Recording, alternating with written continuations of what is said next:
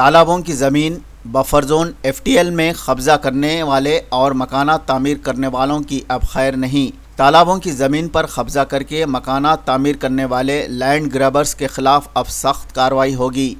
तालाबों की ज़मीन पर कब्ज़ा करने वाले और मकानात तामीर करने वालों की अब खैर नहीं दिए हैदरा के ओहदेदार वी रंगनाथ ने वार्निंग दी, जो लोग तालाबों की ज़मीन पर कब्ज़ा करेंगे और मकानात तामीर करेंगे उनके ख़िलाफ़ सख्त कार्रवाई की जाएगी।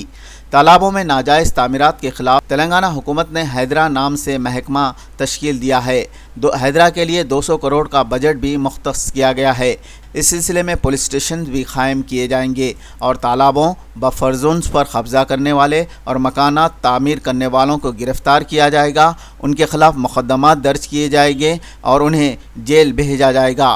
इस सिलसिले में हैदरा के ओहदेदार वी रंगनाथ ने आज मीडिया से बातचीत करते हुए ये तफसीलात बताई। वी रंगनाथ ने शास्त्रीपुरम किंग्स कॉलोनी के बामे रुकनुद्दौला तालाब में इन्हदामी कार्रवाई का दिफा किया। उन्होंने अवाम को मशवरा दिया कि वो तालाबों बफर जोन FTL में ज़मीन ना खरीदें और लैंड ग्रैबर्स के बहकावे में ना आए, वरना उन्हें पछतावा आएगा। उन्होंने तालाबों बफर जोन FTL की ज़मीन पर कब्ज़ा करने और मकानात की तामीर पर सख्त वार्निंग जारी की है।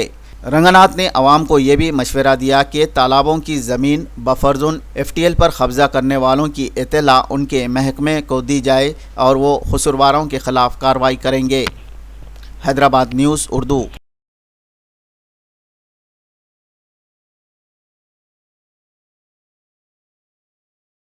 మనకి ట్రాఫిక్ సమస్యలు లేకపోతే క్వాలిటీ ఆఫ్ లైఫ్ దెబ్బతింటాం, ఇవన్నీ కూడా అంటే మొత్తం ఓవరాల్ గా అసలు ఒక మీరు చూస్తున్నారు సివిక్ లైఫ్ అనేది డిస్టర్బ్ ఎంత అయిందో మన 2020లో జరిగినటువంటి ఫ్లడ్స్ అనేది మనకు తెలుసు.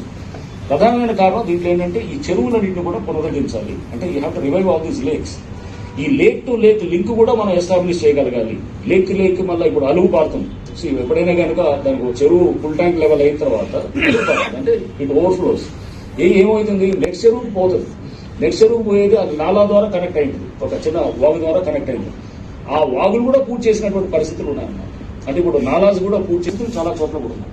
సో అందుకోసం ఎన్నింటినీ కూడా మన రివైవ్ లో ఎన్నింటిలో కూడా ఈ ఫేజెస్ లో మనం గ్రాడ్యువల్ గా we have to do this అంటారు. ఈ గొలుసుకట్టు చెరువుల్లో అది ఎప్పటి నుంచో మనకి హిస్టారికల్ గా వచ్చినటువంటి దీన్ని మొత్తం మన హ్యూమన్ ఇంటర్వెన్షన్ తోటి మొత్తం డిస్టర్బ్ చేసి అతలాకుతలం చేసి మొత్తం కూడా ఇప్పుడు ఈ పరిస్థితులు చిన్న వర్షానికే కూడా హైదరాబాద్ లో మన ట్రాఫిక్ అస్తవ్యస్తం అయిపోతుంది, లేకపోతే లోతట్టు ప్రాంతాలన్నీ సమ్మర్జ్ అవుతున్నాయంటే కనుక కారణం జనాలందరూ కూడా ఏది ప్రభుత్వాలని వ్యవస్థని తిప్పితే కాదు, మనందరూ కూడా బాధ్యత ఉంటున్నాం.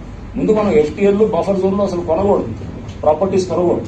ఎవరన్నా కొంటుంటే కూడా అది తప్పకుండా అది రేపు ఏంటంటే ముందు వాళ్ళకి ఇబ్బందికరంగా ఉంటుంది. మేము అందుకోసమే చెప్పాము కూడా, దయచేసి వీటిల్లో ఎవరైనా కన్స్ట్రక్షన్ చేస్తుంటే ఇమీడియట్ గా ముందు మాకు మెసేజ్ మాకు ఇవ్వండి, మేము కొనగొడతాం, తప్పకుండా డెమాలిష్ చేస్తాం.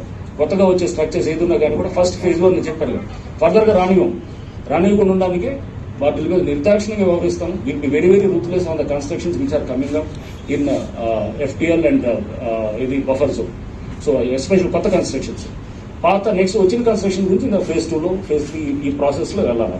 ఇది చేసి డెఫినెట్ గా దీంట్లో చాలా మంది స్టేక్ హోల్డర్స్ తోటి కూడా మేము will have lot of interaction, discussions, lakes protect చేసేదాన్ని యాక్టివిస్ట్ ఉన్న స్టేక్ హోల్డర్స్ తోటి అందరితో కూడా మాట్లాడి ఎప్పటికప్పుడు దీన్ని ఇంకా మేము we are planning to have a పెద్ద workshop next year month disaster management మీద, అంటే with rainfall protections and next అట్లానే దీన్ని ఈ చెరువుల్ని పునరుద్ధరించడానికి ఎన్నిటి కూడా అంటే ఒక మన థింక్ ట్యాంక్ లాగా కూడా దీంట్లో కొంత మనం మేధోబలం చర్నింగ్ ఆఫ్ ఐడియాస్ ఏమి కూడా జరిగితే కనుక డెఫినెట్ గా ఒక ప్లాన్ ఆఫ్ యాక్షన్ కూడా మనకి కాంక్రీటైజ్ అవుతుందనేది కూడా ఒక ఆలోచన ఉన్నది.